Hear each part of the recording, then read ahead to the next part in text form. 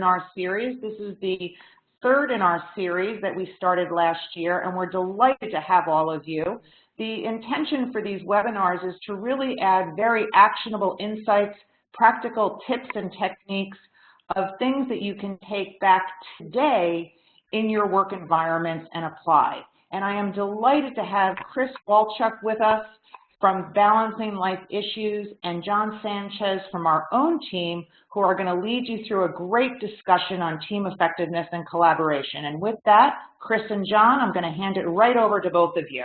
Thanks so much, everybody. Thank you. Thanks, Michelle. Hi, everybody. Welcome. We're so glad to have you with us today for team effectiveness and collaboration. John and I have been very, very fortunate over many years to be able to work with a lot of leaders and a lot of teams. And what we hope to do is share with you some of our own experiences and our own learnings when it comes to team effectiveness, but also share with you lots of the research, the best practices, and of course we have a large group of amazing people on this call who bring all kinds of experiences as well. We love for our sessions to be as interactive as possible, so we ask you to join us as we go through. We want to hear your questions. We want to hear your comments. We'll be asking you some questions, and we're going to be utilizing the chat box in order for us to communicate. So if you take a look at the top right side of your screen, make sure that you pull down the chat box, not the Q&A. We're going to be using the chat. And then if you go down, there's a drop-down menu for the Send To, and if you send it to all panelists, then John and I will be able to see any comments that you make and answer any questions. We will leave about 10 minutes at the end for a Q&A, so if you've got any questions at that point, great. But we, again, would love to hear from you as we go through the session. Don't hold back. Don't leave those questions till the end. Throw them in. We will be watching the chat, and this way we can encourage everybody to participate as much as possible. So here's what we're going to be talking about over the course of the time together. We're going to start off with a very interactive exercise because we want to hear from you. What are some of your best practices? You've all probably been on teams. Some of you have led teams and are currently leading teams. What have you found that works and what doesn't work? And so we want to start with sharing those, because then we're going to move into what are some of those best practices for having high-performing teams. And, of course, what you're going to find is a lot of your own experiences are going to match up with the kinds of things that the research is telling us. We're going to talk a little bit about people's work styles and how they impact interaction with each other. We're going to talk about conflict, because conflict is one of those things that most of us will probably agree we've encountered when we have been parts of teams. Sometimes people feel very bad about conflict. You know, very rarely do we say, oh, I just had this great conflict, I love it, right? Conflict's got kind of a negative connotation to it, but yet conflict is critical. All it means is that we have a difference of opinion. We see things differently. But when we talk about team effectiveness, that's what we want. We want people coming from every perspective and bringing that to the party. When we can deal with conflict effectively, that's when we have a winning team. And so we're going to talk about what makes for that team effectiveness and what can you do to take that action now. So with that said, I want to start this conversation. As I mentioned, we want to hear from you now in the chat. And the first question I have for you is, think about a team that you were on or are currently on or have led or are currently leading. A really, really good team, a highly functioning, successful team. Tell us what worked. What were the things that really, really made for a great team? And as we're waiting for responses, hey, John, how about you? I know you've had lots of experience with teams, whether that be with clients or your own experience. What made it great for you? Well, one of the things that made it great for me was feeling like everyone was sort of on the same page and that we were all had a clear purpose. We trusted each other implicitly because we'd been through a lot together, things like that. Absolutely. Oh, I mean, those are the huge paramount things, which, again, we see in the research all the time, right? But the research is all fine and good But if you don't feel it when you're in a team, well, then that makes a really big difference. So it's nice when we see that echoed of our own experiences. I see a bunch of responses of other people coming in. Creating team norms, obviously that is huge because we all need to make sure we're going in the same direction. We know the rules and how we plan to do things. Somebody wrote no judgment, and that is a huge one. We're going to talk a little bit about that later on when we talk about communicating. And, when we have teams where people are judging each other, trying to brainstorm and naysaying, that just doesn't work. And so we want to make sure that there is, we withhold that judgment. Setting rules and expectations early on, yeah, I mean, it helps us because, when we set those norms and those rules early on, we're able to then march in that same direction and not keep taking one step forward and two steps back. A few people wrote in trusting environment, like you had said, John. I think that's a really huge one. Because think about it, when you think about teams that you're on, right? And teams go beyond your work teams, right? It could be your family, your extended family. It could be, sports teams that maybe you participate in. That trust absolutely has to be hallmark, right, to make that work for us. So let's see, we had a few others. I felt heard by the leader and by my peers on the team. So yes, again, we're going to talk later on about communication and how being heard is such a huge, huge piece of it. That's what gets me up in the morning and makes me want to go and participate in this team, if I know that I'm really making an impact. Everyone has purpose, roles, responsibilities, so more of that. A lot of people wrote in about good communication, open communication, frequent communication. People felt safe to contribute and accept ideas from other areas. Absolutely. Oh my gosh, you guys are great. Thank you so much for all these responses. This is really good stuff, yeah. Excellent. And chime in, John, if I'm missing anything, because I'm trying not to repeat myself, but I'm seeing all these different comments that have come in. No Lots problem. of communication. Lots of creating space where all are heard. Yep. So again, that whole piece of it. Around safety, yeah. Okay, perfect. So remember that. Everything that you just said, remember that, because in a little bit, John is going to be talking about what some of those best practices are, and you're going to find that there is that consistency there. So now, our second cog there, why did it fail? And so obviously, it's the opposite of all those things, right? But no, let's be more specific here, because what we talked about were those big picture best practices of what work. But when we talk about what fails on teams, we need to talk about specific behaviors. It's not good enough to say it was poor communication or, we didn't know our direction. But now, on a day-to-day basis, working on a team, what did that look like? What were some things that were happening that really made you feel like this is not working, this team is not working? And so again, please give us some comments in the chat on that. John, if you've got anything to add on that one, if you've ever been on a bad team, and I have a good experience I'll share with you in a little bit. Yeah, I mean, one of the things that, I wouldn't call it a bad team. I would call it a team that is unfortunately sort of par for the course in most professionals' lives, which is we're a group of people thrown together and tasked with producing a piece of work, and we didn't get a chance to get to know each other. We didn't have a lot of opportunity for communication among us, and it was a very loosely defined goal: produce X. We did the work that we needed to do, but I don't think any of us would have said it was our best work. We didn't feel connected to each other. We didn't feel connected to the goal. Since we really didn't know much about each other, we were cordial and professional, but we didn't really establish much trust between us. And as a result of that, there were a lot of instances where there were a lot of miscommunications and a lot of issues that came up between us. Obviously resolvable, but they came up. So that's what I would say. Absolutely, and with all of that you just said, John, the one thing that really, I mean, everything stuck out, but the one thing is that you said, I don't know that we necessarily did our best work.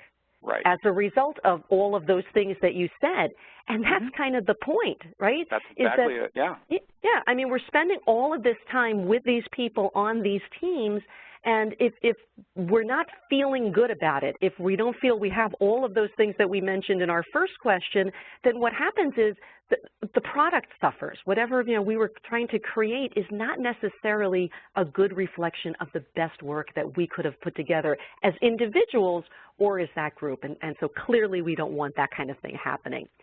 People had some really, really good things as well. Isolation is one of those things that gets in the way. So anytime anybody feels that they are not part of the team or is left out, there are silos. That definitely gets in the way. People not putting in the same effort, so some people obviously putting more in, others not putting nearly as much. So there's always that sense of resentment. Why am I the one that's got to do all the extra? People shutting down ideas and concerns. Yeah, that's my pet peeve. I was going to mention that I was on a project team that stands out in my mind years and years ago. This has got to be going back about 25 years ago. That was the most dysfunctional team I have ever been on. But one of the things that was happening was truly there was no listening. People were just talking over each other, literally shutting each other down every step of the way. And our end result was just awful. And it took us forever to get to that point. The organization had already kind of forgotten about what we were working on at that point. So we put in literally about 8 months worth of work. And by that point, it was like, yeah, okay, we've moved on. And how sad and deflating to those people on the team when that happens. What a waste of time and resources, right? Talk about it. Absolutely. Yeah. It really was. And it was very time-consuming, and literally you came out of these meetings, they'd lock us away for 2 or 3 days at a time and send us somewhere and lock us in a room and say, okay, figure this out. And literally you walked out of there just exhausted and not feeling good. And so that was, for me, the biggest aha when it came to teams of what not to do. So I think that there are learnings that happen on both sides, the stuff that works, but also those specific behaviors that don't. So again, I wanted to share with you a couple of more things that other people had listed. Again, the no clear mission, the no process. So, that just goes back to, as a team, we haven't created those types of things as well as we could have. Maybe the leader not being as decisive when they needed to be.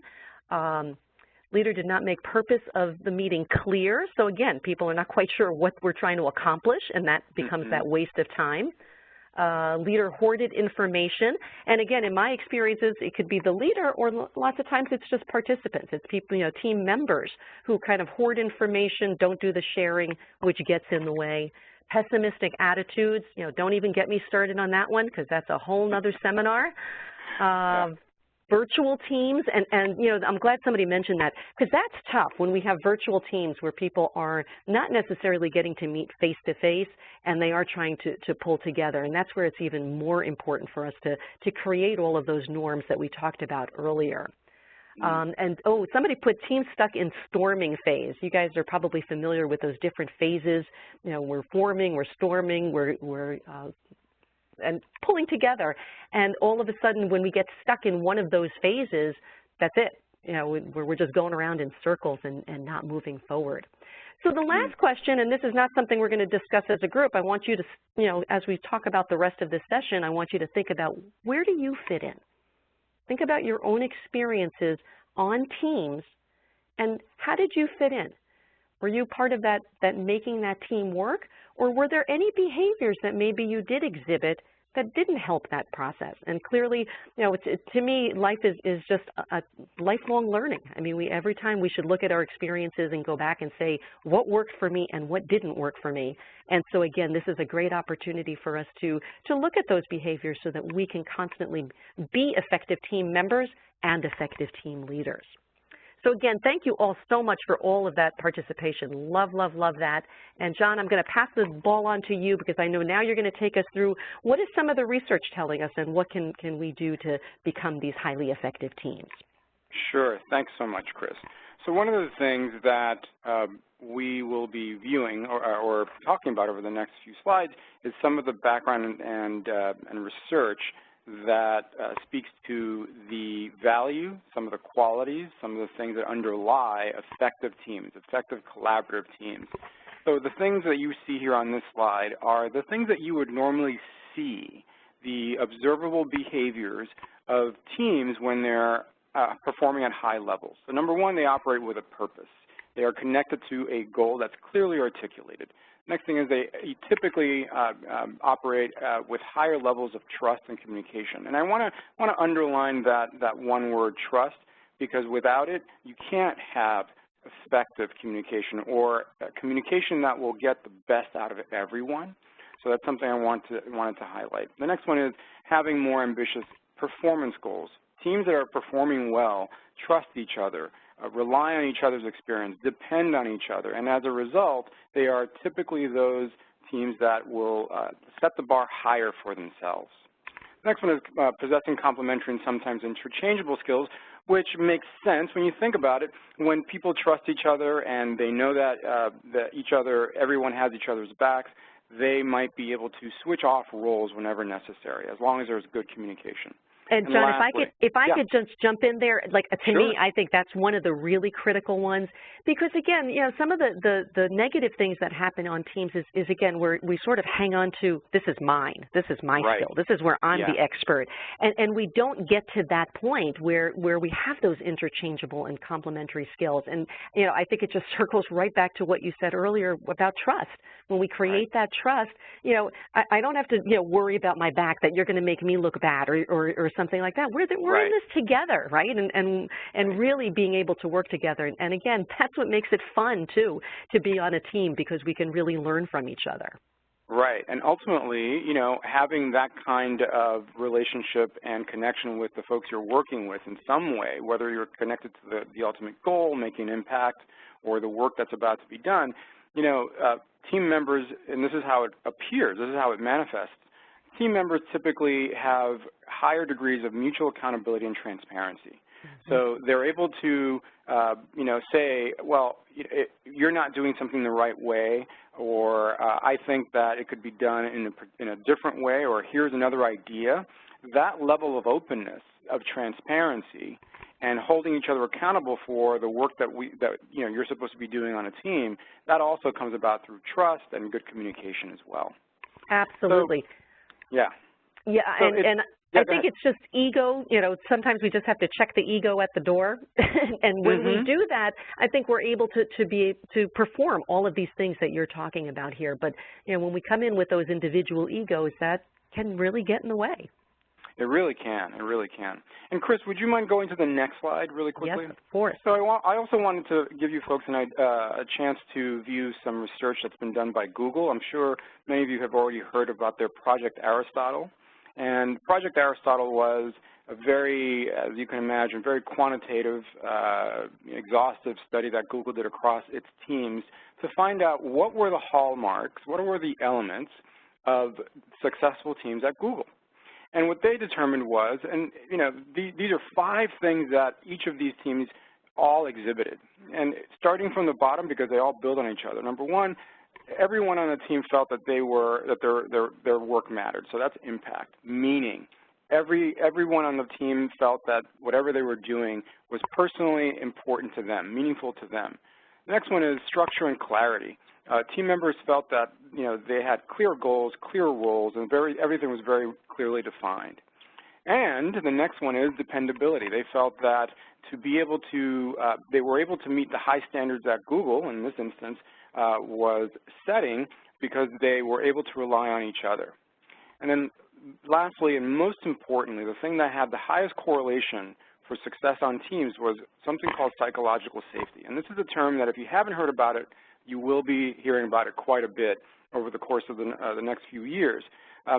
This is the dynamic that speaks to how safe do team members feel taking risks and being open with one another.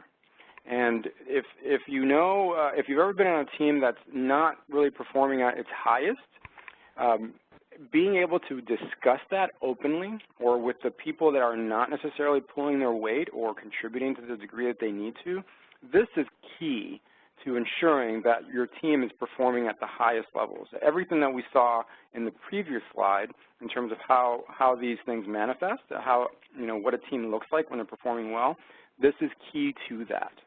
Oh, absolutely. So, yeah. And, you know, when you talk about psychological safety, I mean, think about that. You know, if you've ever been on a team and you participate in meetings, brainstorming sessions, and things like that, you know, when you come up with an idea, you share something, and if the first word that comes out of somebody's mouth is, no, we can't do that. Right. No, we tried that. No, that won't work. That will cost too much. And you just get slammed right from the start. Think about what that does psychologically to that person. You think they ever want to participate and share something? You know, why would I do that? Right? You end up getting subpar work, and people don't necessarily expend the discretionary effort that they normally would if they really felt safer. That's correct. Definitely. And it also affects everybody else who's watching these activities, because think about it. If let's say, you know, John said something and he just got slammed, I was about to say something else, but I just see what happened. I'm thinking, maybe not. Nope. And so we really stifle any of that communication that can happen within a group that really moves them forward. So I think that the study is so on target with everything that we're seeing, you know, in reality. That's exactly right, yeah. So in speaking about the things that underlie, strong, high-performing teams and what high-performing teams look like, I wanted to draw your attention to ultimately what a lot of us, have to think about. What is the cost for if teams are not as strong as they can be? And most importantly, if the team leaders or managers don't have the ability to lead in this manner, to lead teams through this. And, think about the fact that most leaders, most managers are not typically trained in leading teams. They're good at a functional area, and they might be put in charge of a team, but they don't necessarily have the opportunity to be developed to lead teams.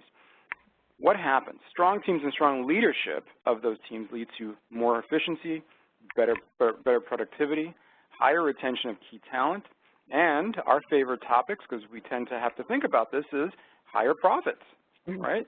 It's not insignificant. This next slide speaks to what we find, what people across teams really think they can do better. So there is an outfit called ESI International. They polled over 900 people who were working on project-related activities, and 65% felt that their organization's performance would improve if they were more collaborative. Only 33% of those teams felt, only 33% they felt of teams effectively drove project success.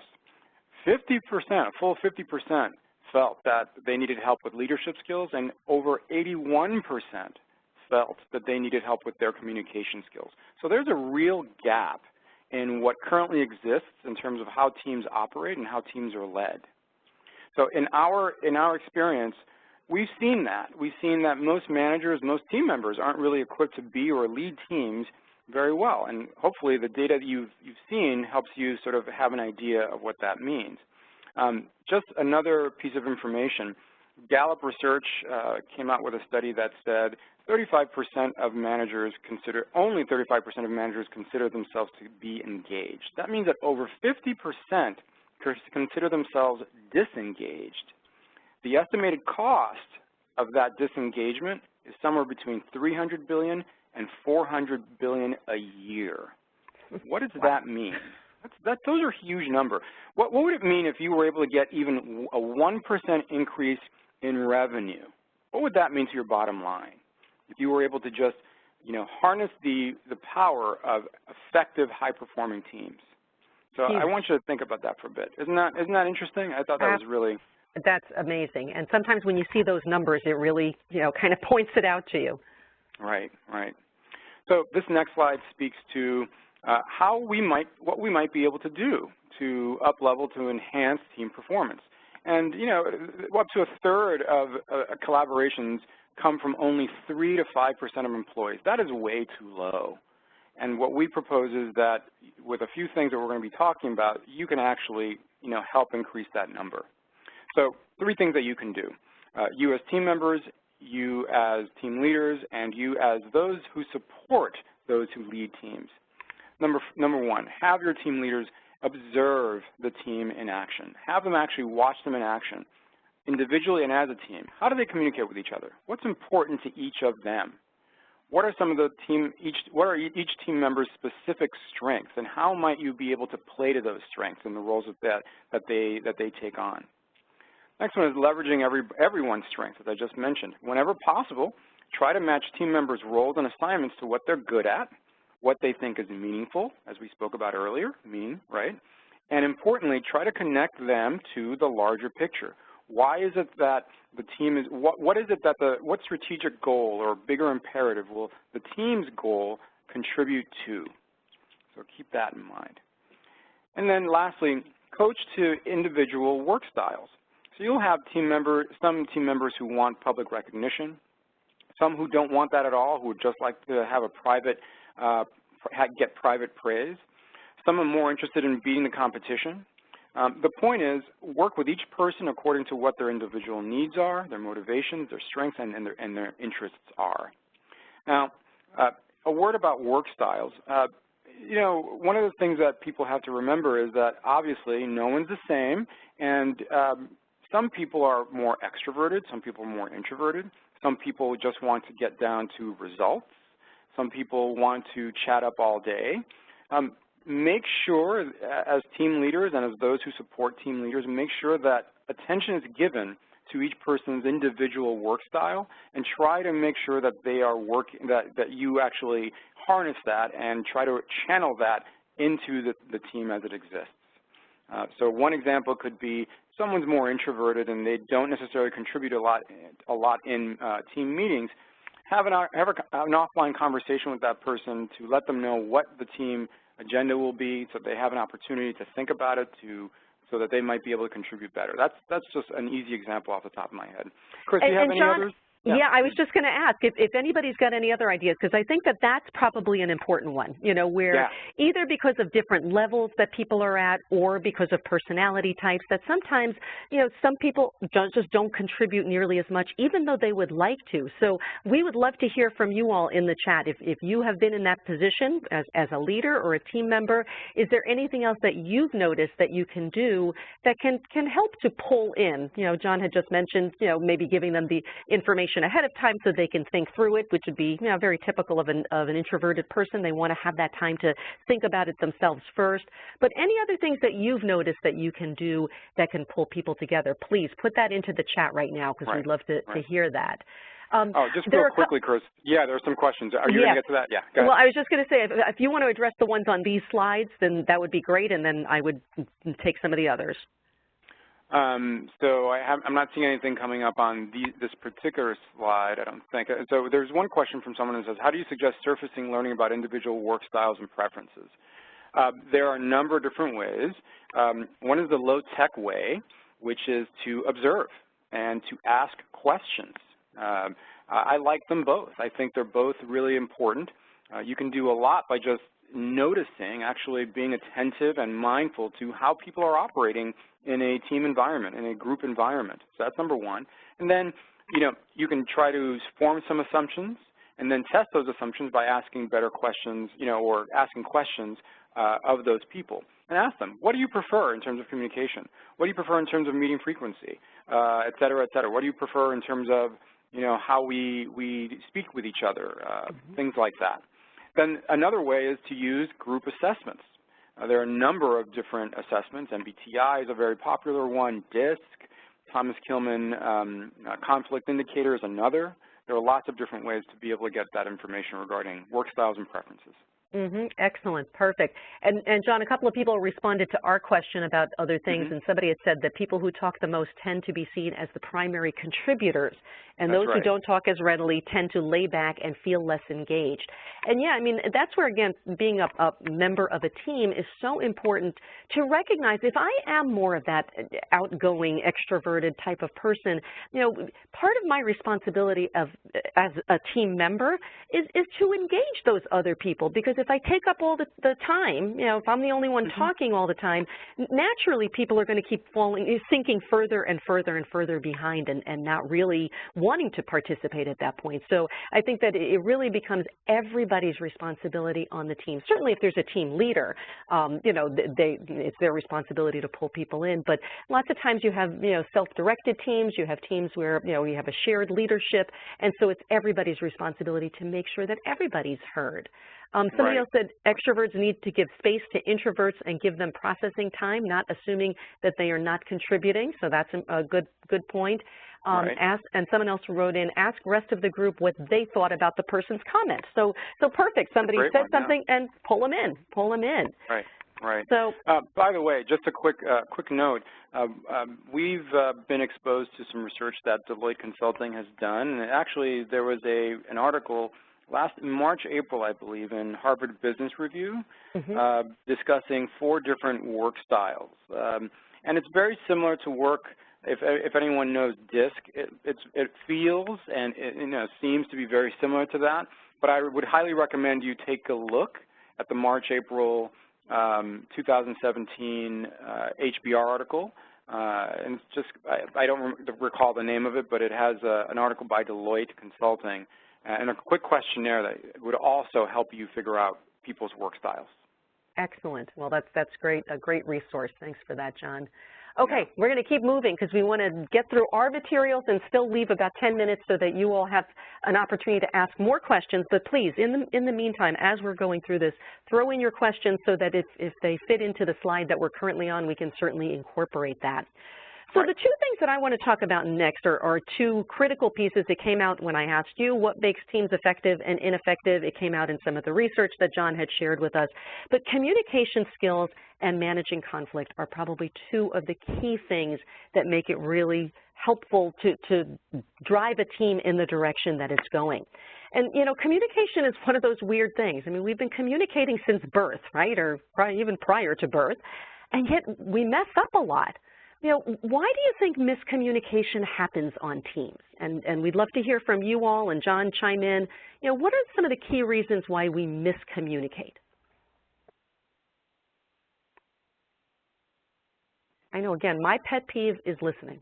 People, you know, don't listen. They think they're listening, they're half listening, but then they check out and they really aren't listening to what somebody else is saying. And then it takes the conversation in a whole different direction. And that's, again, where people feel they're not heard, which leads to all sorts of other issues.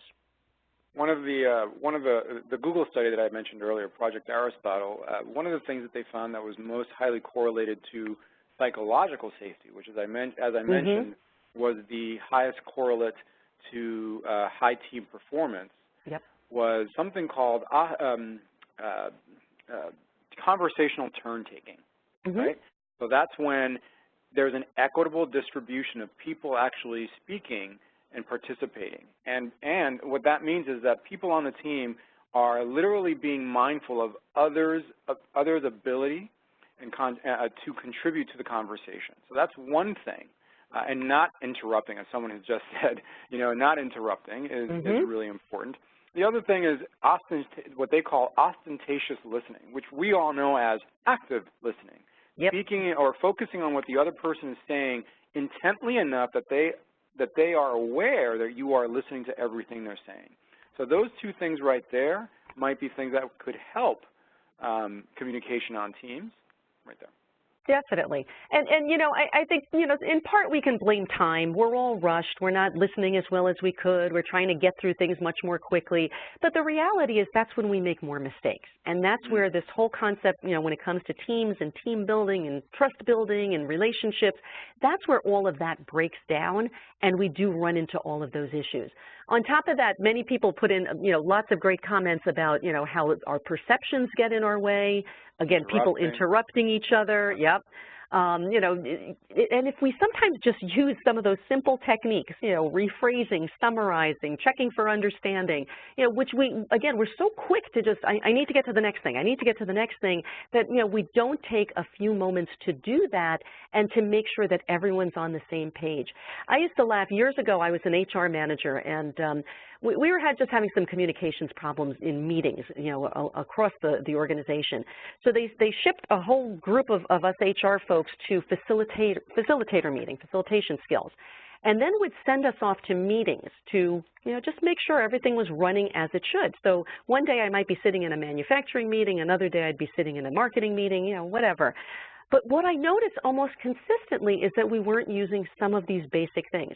There was no summary. So we'd be talking for 2 hours, but all of a sudden somebody looked at their watch and said, oh my gosh, our time is up, and they split up. And then everybody's in the hallway looking at each other going, well, wait a minute. So what did we decide? Are we doing this? Are we doing that? So sometimes, again, in our haste, we, you know, don't have that proper communication. It doesn't have to be quantity so much as the quality of the communication, making sure that, you know, we're speaking to each other and understanding each other. Those listening skills, as we said before, that are absolutely huge. And you know, just to speak to that point again about the styles that you were talking about, John, is, you know, we need to recognize that when I'm communicating with a team member, I need to be thinking about that member and how they're receiving that message. It's not about me. And you know, I learned the greatest lesson from a mentor of mine when I was in graduate school. I was in a counseling program. And he said to me, you know, if you remember nothing else about your counseling program, remember this: meet people at their model of the world. And I was 23 years old at the time, and I looked at him and I nodded my head and I was like, yeah, that's deep. That's really good. I had no idea what he was talking about. Until years and years later, you know, as an HR person, I started realizing that I did it myself, and I saw other people kind of approaching people from their model of the world, not the person on the receiving end. And so when we communicate, when we can do that is, you know, look at their side, you know, and a little empathy, it really makes a difference. Which leads us to conflict. You know, again, I said in the very beginning that conflict is one of those inevitable things. People fear conflict sometimes because they don't know how to handle it. But conflict builds on what you said before, John, about that transparency and that safety. You know, if we can communicate effectively and we know that we can have a conflict, we can disagree about something, but we're going to work through it. You know, just like if you've been married for a long time or you have a personal relationship with somebody for a long time, that's what we do, right? You know, we go back to that. And so, you know, a team is really no different. You know, we need to be able to look at conflicts as opportunities for growth. It's not a, oh, we disagree, there's a problem, this is bad. It's, hey, we disagree. Let me look at your point of view, right? Meet people at their model of the world. Let them look at ours. And that creates those opportunities for growth and learning and innovation, which is really what teams are all about, right? That's what we're trying to accomplish, is getting to that point.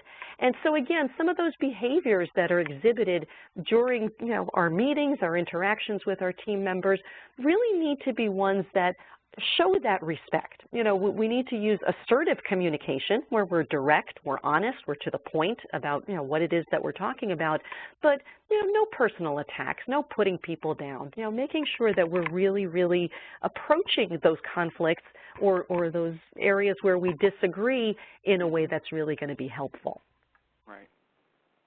All right, we have up-level team effectiveness. So a couple of other things. So again, now we're just talking about skills and things that we can do to make our teams more effective. Prioritizing and delegating obviously are absolutely key. So if you're that team leader, very often your team is looking to you to help them determine that prioritization. And you're obviously delegating which team member would be appropriate for a particular task or to work on a particular thing, and hopefully that's based on, you know, those styles that we talked about already, you know, knowing your employees and knowing, you know, their abilities and their wants and their needs and all of those things, making sure, again, that we're communicating on the same page. That probably is one of the key takeaways, I think, because if that's missing, a lot of this other stuff you can't even do. So it's important that that communication is absolutely solid. Making decisions, which means, you know, let's figure it out and put something forward. And again, that dysfunctional team that I told you I participated in years ago, that was one of our big problems. We just talked and talked and talked and talked and talked, and we never had closure. We never made the decisions, and then of course, we're not producing what we're supposed to, and everybody's angry at each other and pointing fingers, and all of these things happen. So, if a team can agree to get to that point where we need to move forward, we need to make decisions, and if that means, every so often somebody takes that lead and says, hey, listen guys, we need to go in this direction, that's what we need to do. And understanding those team dynamics, right, because they change. May I make just a quick thing? Making decisions can also speak to making sure that there is an agreed upon process to make decisions. So obviously, making the decisions that need to be made, right, and not being afraid of making those decisions, but making sure that there is an agreed upon understanding and process for how you will make decisions and at what points. So definitely, and those are those norms that we talked about earlier, that, setting those ground rules of how our team is going to function, because it's our team, and we need to make sure that we're all in agreement with that. When it comes to team dynamics, one of the things that I did want to point out, and this is a mistake that I've seen managers make in the past, and that is, so you have an intact team, somebody leaves, you bring somebody else onto the team, whether that's your actual work team or a project team or something, and we just assume that that new person needs to now adjust to the team. We are a team, you need to fit in kind of thing. And that's not how it goes. I mean, basically, anytime you have any change in your team, somebody leaving, somebody joining, it changes those dynamics of the team. It brings something new to the team, maybe it takes away something, and so a team is constantly evolving, and that's what we need to recognize, that we're continuously creating that culture for our team to, move forward, because that's the name of the game. And again, of course, that's the whole point, is that helps us to drive that collaboration, that innovation, that moving forward. So again, some of these things to me are just really basic things, and yet we don't see them practiced on a regular level. I think we sometimes want to get to this other level, and we forget about some of those basics that, those are critical. That needs to be done first in order for us to get to that next level. So John, I know you have a few more things to talk about in terms of high-performing teams before we start wrapping up. Yeah, so in addition to everything we've talked about in terms of what some of the 5 critical dynamics, according to some of the research we've seen, that teams would have, what high-performing teams look like. Now we're going to provide you with some input as to what you could do to help build high-performing teams. So what this slide speaks to is what you should try to build within your team members. And the team at large, and I'll speak a little bit more about that in a second. So one of the most important things is to provide them, the people themselves as well as the team as a group, the autonomy that they need over the tasks they need to complete and the time they need to complete it in. Meaning, there's nothing that says that they can't have a deadline or a milestone date, but how they do the work in between to achieve those deadlines or milestones is important in terms of allowing them the autonomy to have control over their own work. The second thing is making use of the best technology. Not every organization has this ability, but being able to have there be tools at their disposal that would enable collaboration versus discourage. So obviously video chat, some sort of internal communication system like Slack or something like that. Making sure that they have a comfortable environment to work in. That goes without saying. Responsibilities, making sure that they have responsibilities that they're interested in accomplishment. This goes back to what we saw earlier regarding ensuring that the work that they're going to be working on is meaningful in some way to them. That plays to their strengths and something that they're interested in doing. So that would be ideal, and it's not that hard to try to achieve that. And lastly, and I love the way this is phrased. I think this is a Michelle Tenzik, quote: "The opportunity to operate in their unique brilliance, the opportunity for them to do the best that they can in the skills and strengths that they possess themselves." I think that's very well put. I think it's an opportunity that not everyone has, especially if they're just thrown together. Now, I'm frequently asked, as I'm sure some of you might be asked at some point, which of these is the most important? Which of these, tends to result in, you know, the highest movement or the most movement of the needle, so to speak? And my response is all of them. And one of them that's not even on here that helps enable all of these things, which is trust. And this is something we've been coming back to. Trust underlies psychological safety, dependability, being able to communicate effectively with each other, have each other's backs.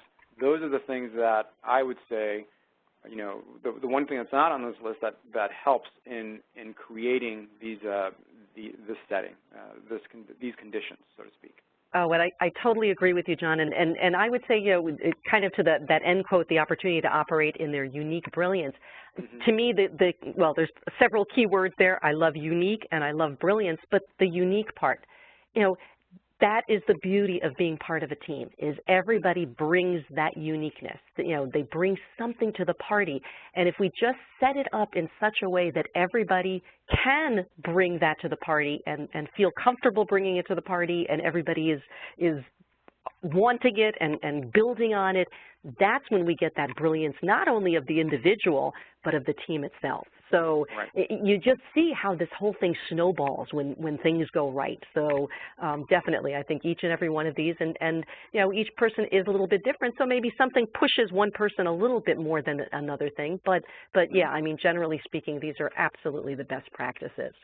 Yeah. All right, so the last thing that we wanted to talk about and then open it up to questions is, so what can you do? You know, what can I do as a team member, as a team leader?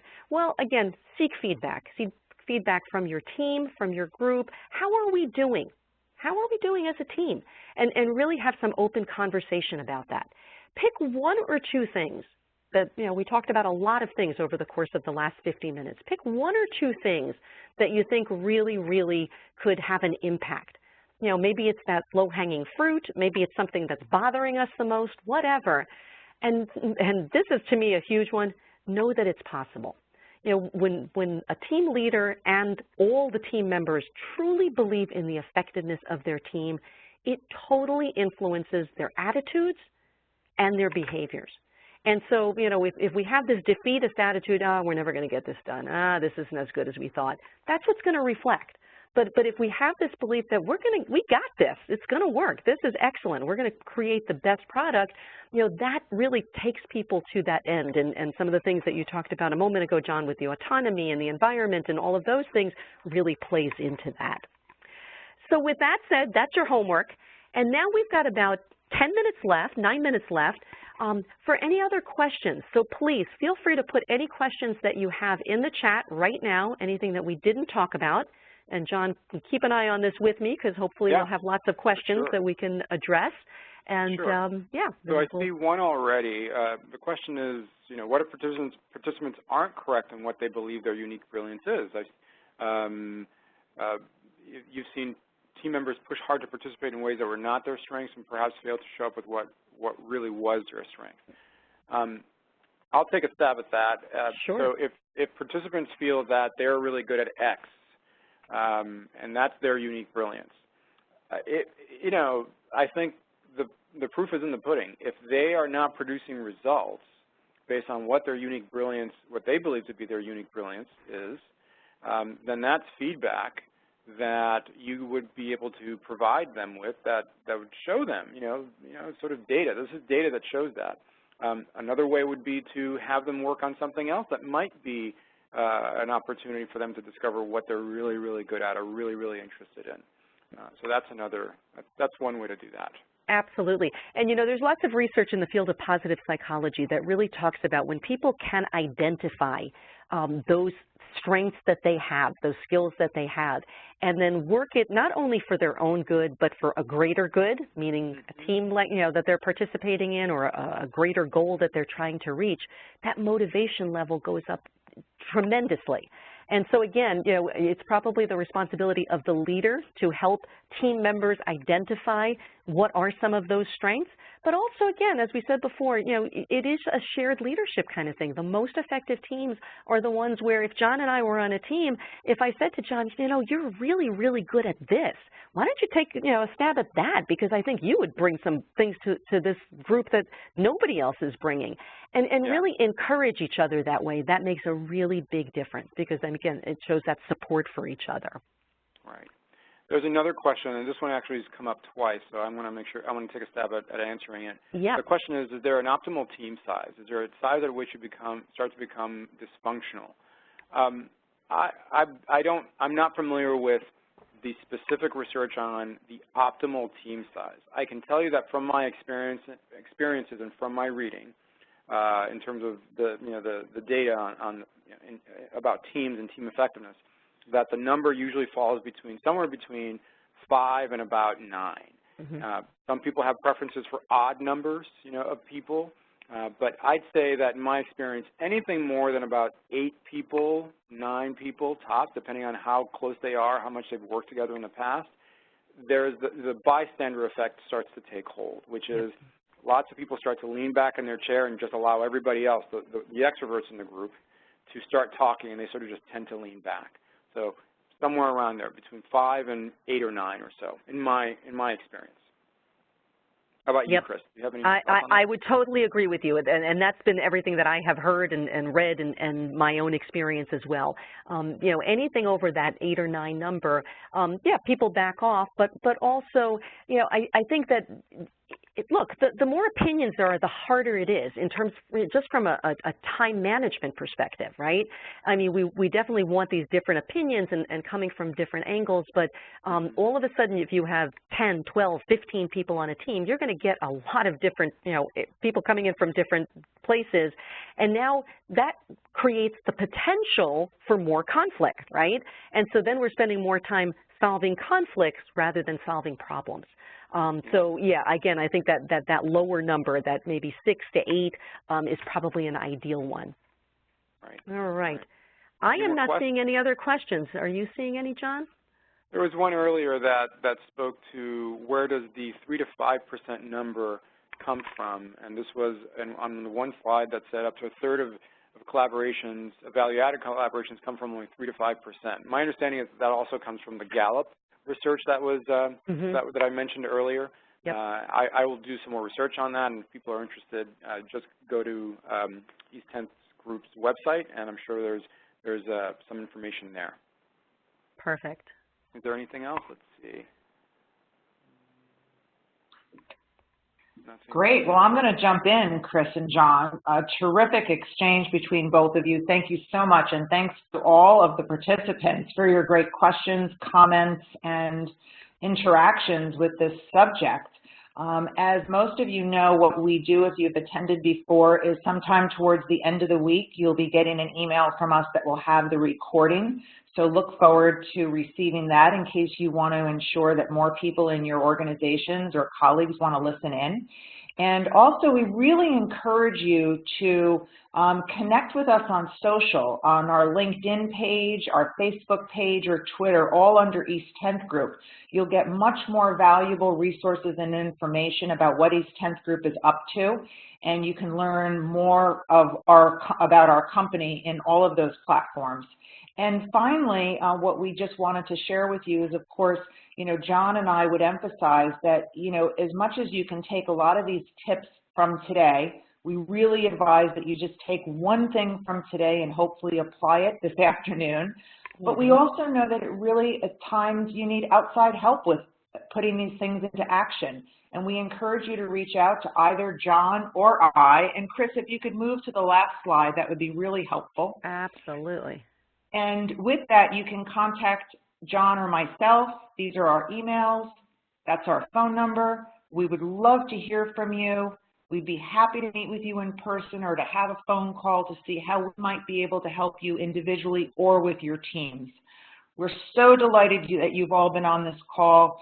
And the other thing that we're going to be sharing, which is really a prized resource for us, is John has penned an article on team collaboration, an insight article, and that will be coming out this week too for those of you who've joined us on this call. So look forward to receiving that, and that's another piece that you can use to help really complement all of the work that you're doing around teams.